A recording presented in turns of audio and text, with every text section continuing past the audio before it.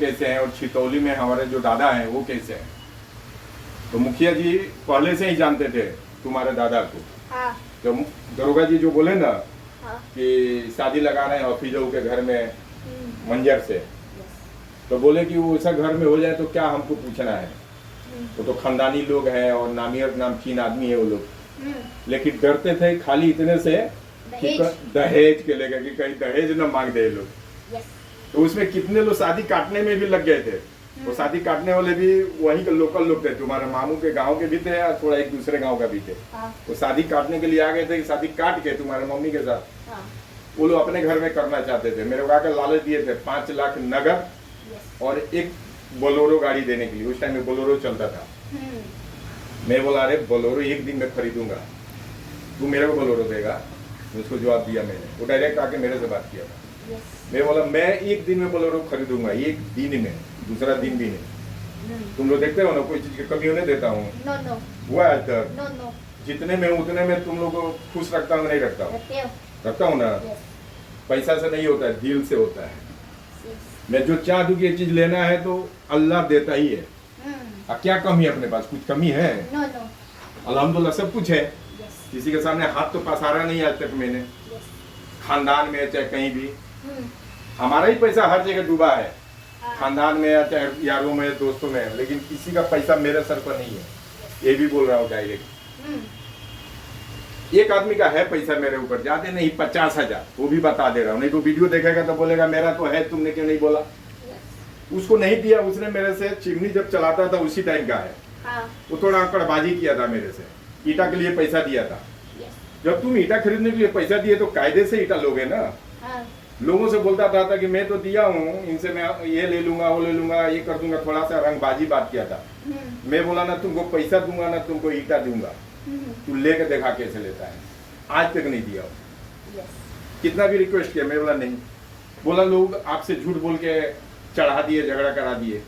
हाँ बोले झूठ नहीं, 10 आदमी के कानों से सुना हो। तुमने क्या बोला कि हम ये हैं, वो हैं, रंगबाज हैं, ये रंगबाजी से लेकर दिखा मेरे से। तुम नहीं दिया हूँ पैसा, उसका डायरी में लिख के रखा हूँ, तुम्हारे मम्मी को बोल के रखा हूँ। अगर खुदा ना खास रास्ते में कभी कुछ हुआ, मर गया, उस टाइम वो पैसा उसको दे देना है, उसके खानदान में। डायरी में हर एक चीज लिखता हूँ मैं। आया समझ में? तो मैंने एक उसी का पैसा नहीं दिया। जो अंकड़बाजी करता है ना उसका थोड़ा सा मैं रोलाता हूँ, उसको नहीं देता हूँ मैं। तो पैसा क्या चीज होता है, क्या नहीं कमाया हूँ। जो अभी आजकल लोग कमाएंगे वो मैं कमा के छोड़ दिया हूँ और कमाता हूँ उतना कमाता हूँ। जो अपने आप को लोग दिखाते हैं ना, मैं ये कर रहा हूँ, वो कर रहा हूँ, मैं दिखाता नहीं, मैं करके दिखा देता हूँ। तुम लोग शादी से पहले क्या नहीं खरीदा? 4 व्हीलर खरीदा, ट्रक खरीदा, क्या क्या नहीं किया। जो आज तक लोग बूढ़े हो गए, आज तक एक साइकिल नहीं खरीद पाते हैं लोग गाँव में। मैंने हर चीज अपने उम्र में शादी से पहले ही बहुत कुछ कर लिया। ट्रक खरीदा, ट्रक चलाया, दिल में आया तो ट्रक खरीद के चलवाया, चिमनी खरीदा, चिमनी चलाया, हर चीज किया। यहाँ भी जो देखते हो, जो दिल में आता करता हूँ। तो किसी के बंधक में नहीं रहने का मेरे कहने का मतलब ये है, ठीक है। और दूसरी बात, तो इसीलिए इसका बात पूरा कर लूं। ये बोलता था कि इंक्वायरी हुआ कि नहीं, तो इंक्वायरी क्या करना है, तुम्हारे दादा का नाम ही काफी था। हम लोग, तुम पूछा था कि नाना के तरफ किए कि नहीं, तो हम लोग वहां रहते थे, चिमनी चलाते थे, तो हम लोग को भी मालूम था तुम्हारा नाना बहुत नामियर थे। उस एरिया में हर आदमी उनका इज्जत से नाम लेता था। जलील मुखिया नाम था उनका, मोहम्मद जलील मुखिया। हाँ। और तुम्हारा परदादा का नाम क्या है? फिदा हुसैन। माझा से आगे कहीं भी पूछोगे किसी से ना, अब आजकल नया जनरेशन नहीं बता पाएंगे, लेकिन जो बूढ़े लोग होंगे ना वो इज्जत से नाम लेके बताएंगे कि हाँ फिदा हुसैन कौन थे। और तुम्हारे दादा का अभी भी नाम पूछोगे ना कहीं भी, लोग हफीज बाबू बोल के ही बात करेंगे। कोई हफीज मियाँ आज तक नहीं, हमने नहीं सुना अपने कानों से कि कोई हफीज मियाँ बोला उनको। सब लोग इज्जत दे के हफीज बाबू।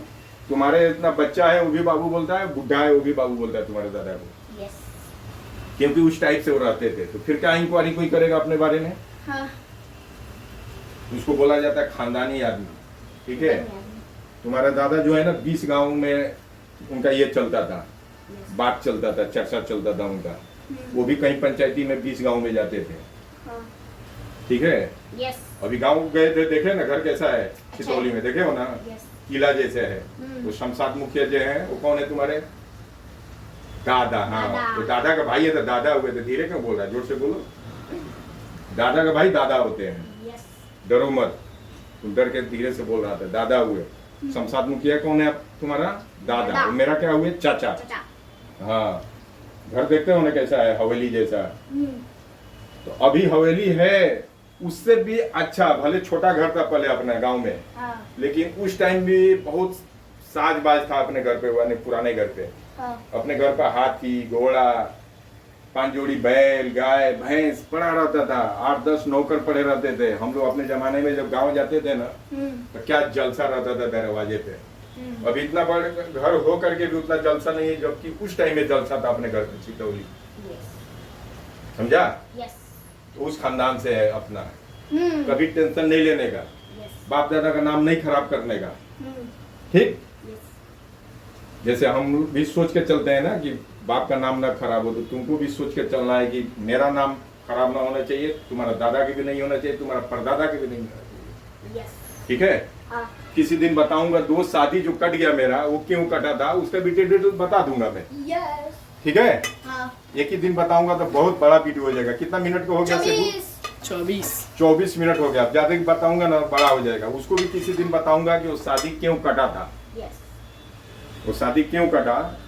रिश्ते में शादी हुआ था, मतलब लगा हुआ था, और लगाने वाले भी उन्हीं के घर के थे, और काटने वाले भी उन्हीं के घर के थे। उन लोग आपस में शायद कौन आन बान हो गया तो लोग काट दिए। मेरे को मना किए, बोले मत करना तू। मैं बोला मेरा क्या जरूरत पड़ा है कि करने जाओ।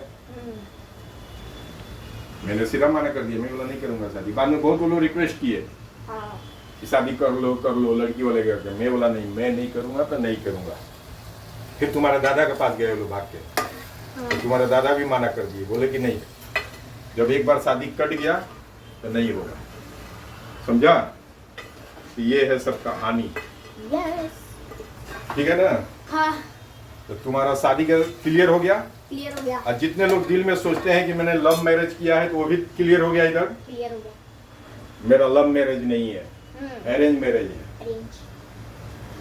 लव मैरिज होता है चोरी छुपे, वो ज्यादा दिन नहीं चलता है लव मैरिज। साल, 2 साल, 3 साल, 4 साल, 5 साल, उसके बाद खत्म। अरेंज मैरिज मरने तक रहता है। ठीक है? इसलिए तुम लोग भी कभी लव मैरिज मत करना। मैं जहाँ बोलूंगा, भले तुमको लड़की पसंद हो, खानदानी लड़की रहेगी, तो तुम बोलेगा वहाँ पसंद है तो मैं करूंगा तुम लोग का शादी, चाहे वो गरीब हो चाहे अमीर हो, कुछ भी रहेगी। लेकिन लव मैरिज मत करना तुम लोग, कोई भी। लव मैरिज सही नहीं होता है। तुम लव मैरिज करोगे, तुम्हारा औलाद होगा ना, वो भी रास्ता भटक जाएगा। तुम लोग लड़की से कितना घबराते हो ना? बहुत भागते हो तुम लोग लड़की से दूर। सबका सब मैं देखता हूँ, 5 बेटा मेरा लड़की से दूर भागते हैं सब। मैं तो मजाक में बोलता हूँ कि तुम लोग गर्लफ्रेंड रखे हो, ये रखे हो, लेकिन मुझे मालूम है नहीं रखे हो तुम लोग। तो इसलिए क्योंकि तुम लोग के अंदर वैसा सब है। अगर मैं गलत रहता ना, मैं लव मैरिज किया रहता था, तुम्हारे अंदर भी अंश आता, तुम भी लव मैरिज के पीछे ही भागता। जिसकी माँ बाप खराब होते हैं ना, माँ खराब होती है तो बेटी खराब निकलती है, बाप खराब होता है तो बेटा खराब होता है। आ गया समझ में? क्योंकि जो अच्छे खानदान से होते हैं ना, तो सबसे पहले गलत काम करने से पहले अपने खानदान के तरफ वो लोग सोचते हैं कि मेरे वजह से 2 खानदान खराब हो जाएगा। अगर मैं कुछ गलत करूंगा तो बरौली से लेकर छितौली तक नाम खराब होगा। किसका? एक तो मेरे बाप का, भले नहीं है, मर गए, लेकिन उनका नाम लोग बोलेंगे वो थे कैसे थे, ये कैसे हो गया। फिर तुम्हारा छितौली के जो तुम्हारे चाचा है, तुम्हारा दादा है, हमारे चाचा जो मुखिया जी, उनका नाम खराब होगा। उनका भी एरिया में बहुत नाम है। ये सब सोच के चला जाता है। तो तुम लोग को गांव में छोड़ने का है 2 महीना। 2 महीना रहोगे ना तुम लोग, तो पूरा थोड़ा गांव का सिचुएशन समझ जाओगे तुम लोग। शुरू से इधर रहे हो तो तुम लोग सुने सुनाए बात पे चलते हो। थोड़ा छितौली रहोगे, थोड़ा बरौली रहोगे ना, थोड़ा सफियाबाद रहोगे, तो पूरा तुम लोग को अंदर आ जाएगा बिहारी, मतलब क्या आता है, वहाँ का सिचुएशन, वहाँ का कल्चर, सब तुम लोग अंदर घुस जाएगा। फिर समझ में आएगा कैसे रहना है। ओके? दी एंड करूँ? चलो बंद करो।